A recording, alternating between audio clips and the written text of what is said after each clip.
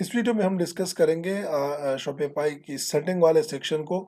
इसमें different type of setting है, आप डिफरेंट चीज़ों के लिए यूज़ होती है, डिफरेंट चीज़ों की डिफरेंट सेटिंग होती है शॉपिफाई की सेटिंग वाले सेक्शन से। सबसे पहले अगर आप यहाँ पे देखें तो यहाँ पे लिखा है जनरल। तो जनरल पे जब आप क्लिक कर लेते हैं तो यहाँ पे आपकी वेबसाइट का जनरल डेटा शो होता है, आपकी वेबसाइट का नेम जिस तरह लिखा है एक्सट्रीम कॉमर्स, ठीक है। जो स्टोर पे जिस स्टोर पे आपने ईमेल बनाई होती है वो यहाँ पे शो होती है। और जो सेंडर ईमेल अगर आप यहाँ पे देखें, मिसाल के तौर पर कोई बंदा आपके वेबसाइट पे आके कॉन्टेक्ट अस फॉर्म सबमिट करता है तो वो आपको इस ईमेल पे रिसीव होगा। या सेंडर ईमेल पे अगर आप देखें तो ये अगर आप ईमेल मार्केटिंग करते हैं या आप कस्टमर आता है और आपकी वेबसाइट पे ऑर्डर प्लेस कर लेता है तो शॉपिफाई जो बाय डिफॉल्ट उसको ऑटोमेटिक ईमेल सेंड करता है कि जी आपका ऑर्डर कंफर्म हो गया। तो वो आपकी इस ईमेल से जाएगा जो आपने इस सेंडर वाले ईमेल में ऐड की होगी। यहाँ पे आप इंडस्ट्री सेलेक्ट कर सकते हैं कि जी आपकी कौन सी कैटेगरी का आपका स्टोर है। तो यहाँ पे आप मैंने सिंपली अदर सेलेक्ट किया। अगर आप नीचे आ जाए तो यहाँ पे मिसाल के तौर पर लीगल नेम ऑफ बिजनेस, अगर आपकी कोई कंपनी है, अगर आप कंपनी का नाम लिखना चाहते हैं तो आप यहाँ पे लिख सकते हैं। नीचे आप फ़ोन नंबर ऐड कर सकते हैं, नीचे आपका एड्रेस होगा, ठीक है। यहाँ पे सिटी ऐड कर सकते हैं, स्टेट, सब कुछ। यहाँ पे आप टाइम जोन सेलेक्ट कर सकते हैं कि आपकी कौन सी टाइम जोन है, ठीक है। यहाँ पे अगर आप देखें यूनिट सिस्टम तो आपकी जो है वो यूनिट सिस्टम क्या है, आप वेट सेटअप कर सकते हैं कि जी आपकी प्रोडक्ट का वेट किस तरह है। आप पाउंड भी सेटअप कर सकते हैं और ये दूसरा कोई और है, आप ये भी सेटअप कर सकते हैं। नीचे अगर आप आ जाए तो इसको आप छोड़ दें। अगर आप इसमें ऐड करना, ये ऑर्डर के लिए बेसिकली यूज़ होता है, अगर आप इसको यूज़ करना चाहते हैं तो ये आप यूज़ कर सकते हैं। आप बाय डिफ़ॉल्ट बेसिकली अगर कोई बंदा आए और आपकी वेबसाइट पे ऑर्डर प्लेस कर लेता है तो शॉपिफाई ऑटोमेटिकली उसकी एक ऑर्डर कोड जनरेट करता है। तो आप इसको ना जाने तो ज़्यादा बेहतर है। नीचे आप आ जाए तो यहाँ पे लिखा है कि जी स्टोर करेंसी, तो आप यहाँ से करेंसी सेटअप कर सकते हैं कि आपकी स्टोर कौन सी करेंसी में होनी चाहिए, ठीक है। तो यहाँ से अभी सिंपल यहाँ पे यूएस डॉलर सेलेक्ट है तो हम इसको बाय डिफ़ॉल्ट छोड़ देते हैं। अगर आप इसको चेंज करना चाहते हैं तो आप चेंज कर सकते हैं। मिसाल के तौर पर आपका क्लाइंट जर्मनी से है तो आप यूरो यूज़ कर सकते हैं। आप पाकिस्तान में सेल करते तो आप पीकेआर सेटअप कर सकते हैं, ठीक है। तो जनरल में जिस इसमें आपकी बेसिक डिटेल यहाँ पे शो होती है। नीचे अगर आप देखें तो यहाँ पे शो हो रहा है शॉपिफाई पेमेंट्स। अब इस जगह से आप अपनी वेबसाइट की पेमेंट गेटवे सेटअप कर सकते हैं। पेमेंट गेटवे क्या चीज़ है? अब आपने वेबसाइट सेटअप की, ठीक है, आप अपने आपने अपनी प्रोडक्ट लिस्ट की। अब आप चाहते हैं कि अब लोग आए और मेरी वेबसाइट से मुझसे परचेजिंग करें। अब इसके लिए आपको क्या करना होगा कि मिसाल के तौर पर कोई आपने वेबसाइट लाइव की, कोई कस्टमर आया और उसने प्रोडक्ट ऐड टू कार्ट की, देन चेकआउट किया और उसके बाद वो फाइनल जो है वो चेकआउट के बाद उसको पेमेंट वाले पेज पे गया। उसके लिए आपको पेमेंट गेटवे चाहिए होता है कि आप कस्टमर की पेमेंट एक्सेप्ट कर ले, क्योंकि जब आप ऑनलाइन स्टोर बना लेते हैं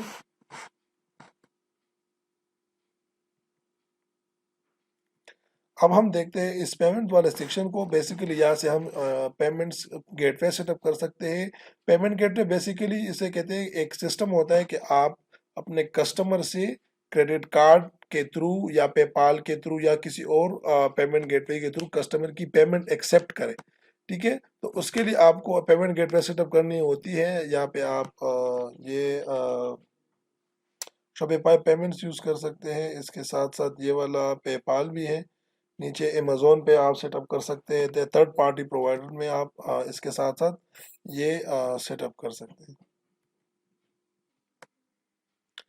अब हम डिस्कस करते हैं इस पेमेंट वाले सेक्शन को। यहाँ पे हम पेमेंट गेटवे सेटअप कर सकते हैं। बेसिकली पेमेंट गेटवे एक सिस्टम होती है जो कि आपकी कस्टमर की क्रेडिट कार्ड की पेमेंट एक्सेप्ट करती है और देन आपको वो पेमेंट आपकी बैंक अकाउंट में ट्रांसफ़र कर दी है। तो इसके लिए आप यूएस में शॉपिफाई, यूएस या यूरोपियन जो कंट्रीज़ है उसमें शॉपिफाई पेमेंट्स अवेलेबल हैं, तो आप शॉपिफाई पेमेंट्स भी यूज़ कर सकते हैं। अगर आपके पास पेपाल है तो आप पेपाल भी यूज़ कर सकते हैं। और इसके बाद अगर अमेज़न पेमेंट के अकाउंट आपके पास है एज अ पेमेंट गेटवे, आप वो भी यूज़ कर सकते हैं। और आप ये सब यूज़ नहीं करना चाहते तो आप जो है वो थर्ड पार्टी प्रोवाइडर भी यूज़ कर सकते हैं। मिसाल के तौर पर आपके पास स्ट्राइप का पेमेंट गेटवे अकाउंट है, आपके पास स्क्रिल का है, और भी बहुत सी जो भी थर्ड पार्टी एक अकाउंट आपके साथ हो आप उसके साथ लिंक कर सकते हैं। टू चेकआउट हो गया, चेकआउट हो गया, यहाँ पे सारे शो हो रही है। अगर आप देखें तो यहाँ पे टू चेकआउट है, एडियन है, एसीबिली है, थोराइजन है, बेम्बोरा है, केन है। इसमें अगर आप यहाँ पे मैं आपको स्ट्राइप सर्च करें तो बेसिकली ये सब स्ट्राइप की ही है, बट इस शॉपिफाई पेमेंट्स के पीछे ही स्ट्राइप ही लगी हुई है, तो वो आपकी पेमेंट एक्सेप्ट करती है। तो आप यहाँ से स्ट्राइप भी आपकी पेमेंट गेटवे कंपनी सेलेक्ट कर सकते हैं, और उसके बाद आपको मर्चेंट आईडी और वो चीज़ें आपको ऐड करनी होती है, मर्चेंट कोड और सीक्रेट कोड, जिसके बाद वो है आपका पेमेंट गेटवे लिंक हो जाएगा, और उसके बाद आप कस्टमर की पेमेंट रिसीव कर सकते हैं।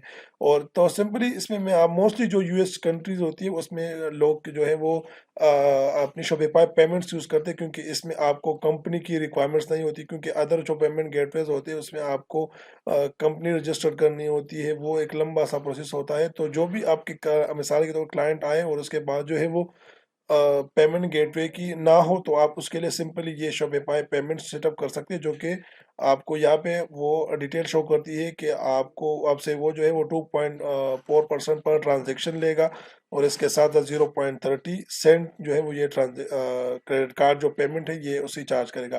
ट्रांजेक्शन फी यहाँ पे 0% है, ठीक है। तो यहाँ पे आप सिंपली क्लिक करें तो अकाउंट इसको किस तरह सेटअप कर सकते हो आपका, अगर आप क्लाइंट के लिए ये सेटअप करना चाहते हैं, ठीक है, तो आप क्लाइंट के लिए ये क्लाइंट की इस पे शॉपिफाई पेमेंट्स की एक्सेस आपको तब होती है जब आप स्टोर के ओनर होते हैं, ठीक है। जब आपने अकाउंट बनाया होता है, मिसाल के तौर पर आपको client as a staff member add कर ले, तो देन आपको इस सेक्शन की एक्सेस नहीं होती, ठीक है, तो आप इसको एडिट नहीं कर सकते।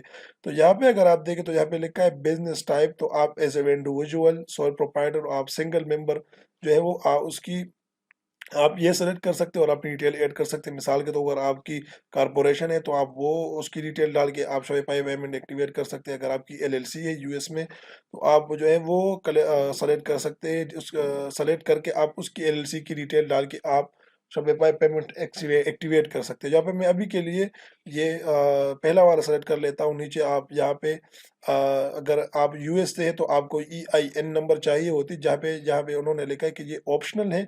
अगर आप यहाँ पे किसी भी मैं कारपोरेशन कर लेता हूँ तो यहाँ पे आपको फिर EIN लाजमी देना होता है, ठीक है।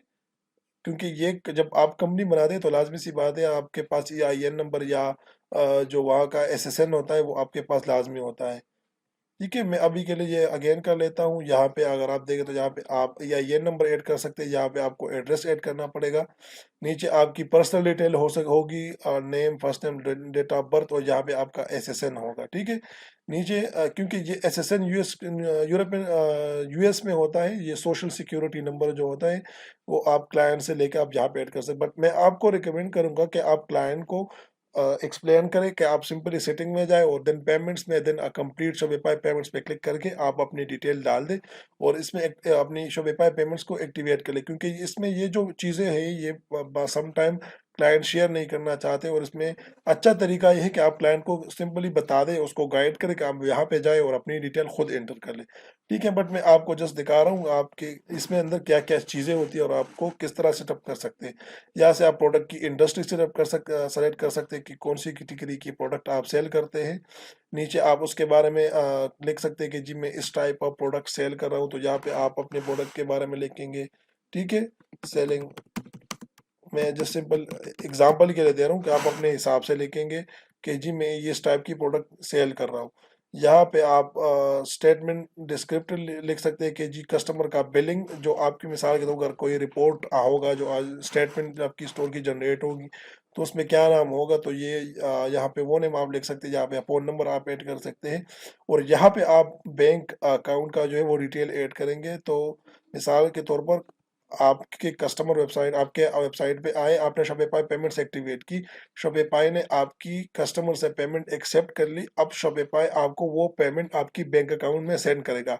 वो उसमें आप शेड्यूल सेटअप कर सकते हैं कि मैं ये पेमेंट हफ्ते बाद एक्सेप्ट करना, हर हफ्ते मुझे ये पेमेंट रिसीव हो, हर 3 दिन बाद मुझे रिसीव हो, मुझे डेली पेमेंट रिसीव हो, तो उसमें उस हिसाब से पर आप सेटअप कर सकते हो। बट यहाँ पे आपने अगर आपका क्लाइंट यूएस से है तो यहाँ से आपको रूटिंग नंबर और अकाउंट नंबर ऐड करना होगा। नीचे आप एन्जॉय हैसल बिल पेमेंट्स। तो यहाँ पे बेसिकली ये आप टिक भी कर सकते हैं और अनटिक भी कर सकते हैं। यहाँ पे उसकी टर्म्स एंड कंडीशन आप रीड कर सकते हैं और सिंपली यहाँ पे आप कंप्लीट अकाउंट सेटअप पे क्लिक करके तो आपकी शॉपिफ़ाई पेमेंट जो है वो एक्टिवेट हो जाएगी। देन उसके बाद जो है वो आप कस्टमर की पेमेंट रिसीव कर सकते हैं उसके थ्रू। तो पेपाल सेटअप करने का तरीका बहुत ही ईज़ी है। आप simply complete account Shopify setup पे क्लिक कर लें और जो है वो इसके बाद वो आपको पेपाल की लॉगिन पेज पे मूव कर जाएगा और उसके बाद अपना आप अपने पेपाल लिंक कर सकते हैं अपने शॉपिफ़ाई अकाउंट के साथ।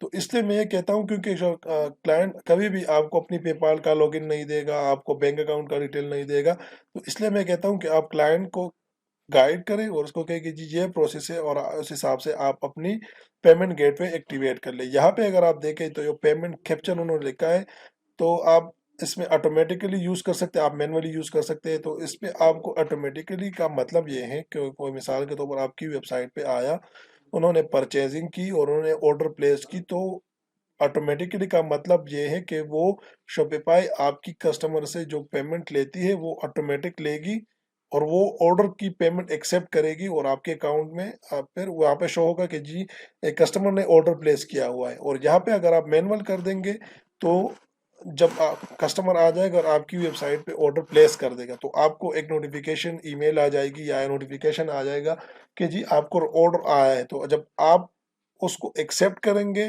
देन कस्टमर की पेमेंट एक्सेप्ट होगी, आपके अकाउंट में ऐड होगी और कस्टमर का ऑर्डर प्लेस होगा। तो आप ये बेसिकली आप ऑटोमेटिक रखें तो इसके साथ चेंजेस ना करें तो ये आपके लिए आसानी आसानी होगा क्योंकि ये मुश्किल होता है कि आप हर बार जाए मैनुअली एक एक ऑर्डर अप्रूव करें उसकी पेमेंट अप्रूव करें तो ये मुश्किल होता है। तो ये ऑटोमेटिकली इसलिए ये है कि आप कस्टमर की पेमेंट वो ऑटोमेटिक एक्सेप्ट करेगा।